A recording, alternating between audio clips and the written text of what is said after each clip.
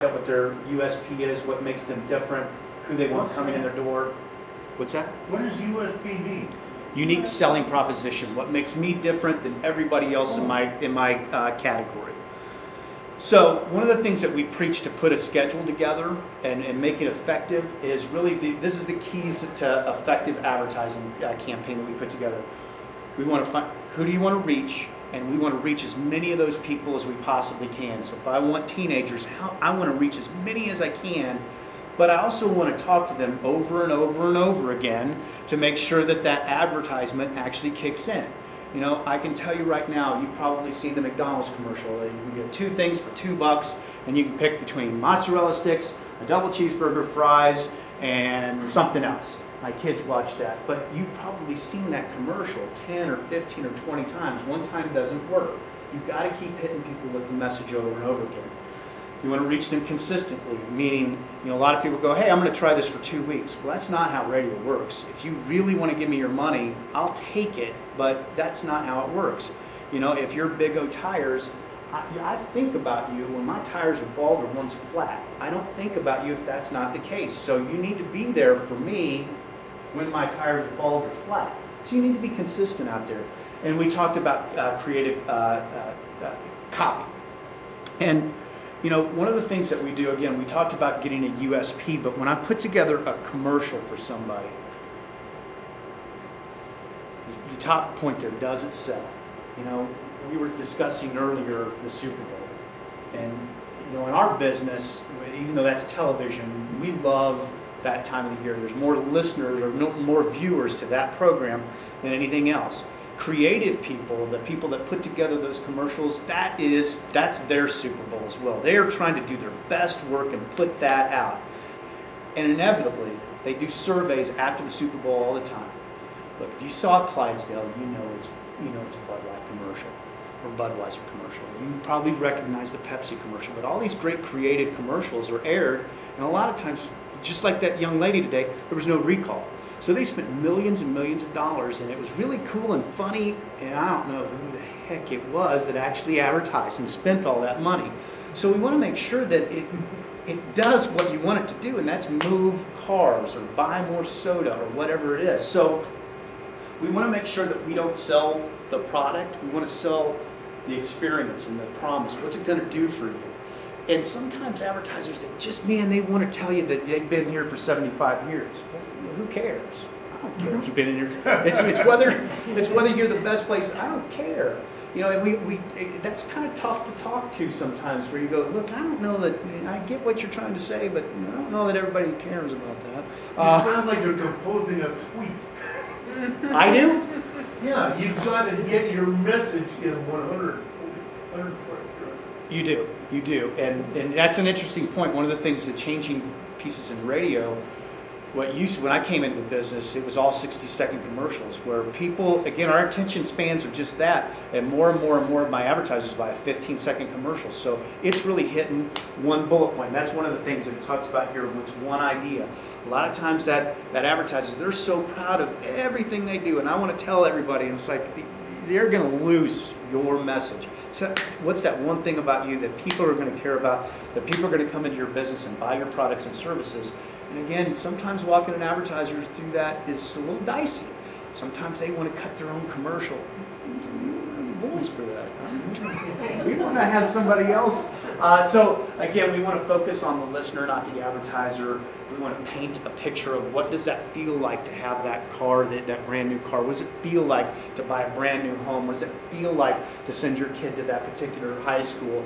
And really make sure we're tugging at that emotion, whether we're selling hamburgers or whatever. So that's, again, we train our sales staff to make sure that they really walk through with the client what those things are. How do you measure what's too repetitive? What's that? How do you measure what's too repetitive?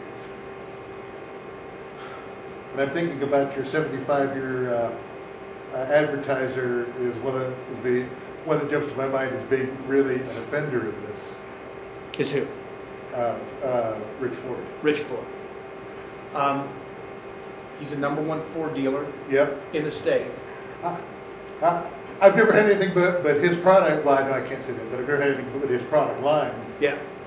But, I tune out his commercials, because it's boom, boom, boom, always the same format, and I don't care what's happening here. Well, I mean, I pitch like the Nice Guys Car Dealer, Sign and Drive.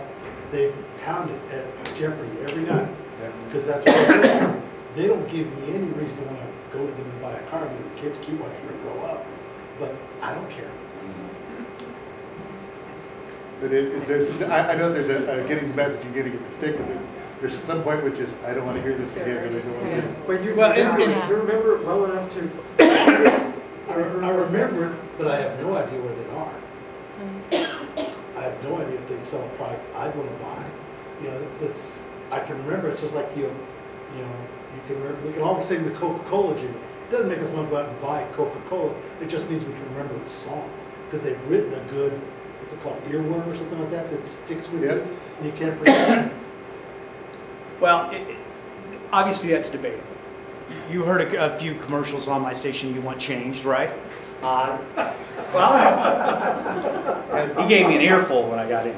I got to tell you something. Okay. I think it's the whole thing. But look, it does come back to recall and remembering, okay, if I am in the market for a Ford, am I going to shop there? Am I at least going to drive by and get on the lot, or again, buy that food on the way home? We try to get people on the shopping list. If you're going to go to one or two or three places to buy whatever that is, can I get your business on that? And that's what we try to do. I'll shift gears real quick and talk about the fun part of my business. And again, I promise I'll get you out of here quickly. And that's the on-air quality, making sure that as listeners, are you liking what you hear? That same information that I use with clients, that Nielsen data, that's our grade card. I mean, if some people might disagree with this decision that we made in our business, and that's right after Rush Limbaugh, there's a guy by the name of Michael Savage, and people either hated him or they are freaks for him. I hate him, but I'm fascinated. And right after Rush, I could tell you I dropped half my audience. Half. Gone. Boom. They pushed the button. So I flipped that to Glenn Beck. Glenn Beck was on KTBL, and he fits more with what Rush Limbaugh is. His show fits better. I have no data yet to show you, or is he going to keep 80% of the audience or 90, or I don't know. We're hoping. I do know. Yea, verily, we can also push the button. I do know that there were a few people that were not happy with that decision because they called me all day long the day we made that change. But again, that's our report card. We see where we're doing well and where we're not. And when we're doing well, what are we doing? And let's do more of that. And when we're not doing well, how do we fix that? Or is it music? What? And we do a lot of music tests. Just to find out what people are liking, but really what we try to do is with each one of our stations, we target who is that core that we're going after. And for example, we used here is Magic. We focus on a 35 to 45-year-old female. She's married, she makes upper income, she works. And every time a jock opens that mic, he's talking to that girl. That's what he or she, that's what we're focused on. And we identify that with every single one of our radio stations. So we've got that person named, what do they do, so that we're hitting them. And what's going to happen if I get her, chances are I'm going to get her younger sister and I might get her mom. So I'm going to get people on both ends of that spectrum. So that's really what we try to target every time we fire up a radio station. And the bottom line, that core, that 30% of the audience makes up 70% of my listening. I am their favorite radio station. They listen to me all the time.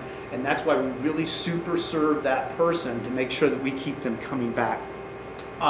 Again, Nielsen's our gauge. We got a lot of ways to get you to write that call letter down. But really it comes down to just, again, making sure that we're entertaining you on one of our radio stations. We talked about time spent listening. It's the number of people that listen and then how long they listen that makes up our ratings. So what we try to do is we call it recycling. We get you to either come back at lunchtime or come back at the end of the day. Hopefully you've got one of my stations on when you get out of the car. I hope that you put it on when you're at your desk. I hope you're listening on the way home, and we remind you of why you should do that. We're going to give away $1,000 later on this afternoon. You need to make sure that you're listening. And we also know that people have the same habits. So if you got, again, your favorite radio station, chances are you listen to that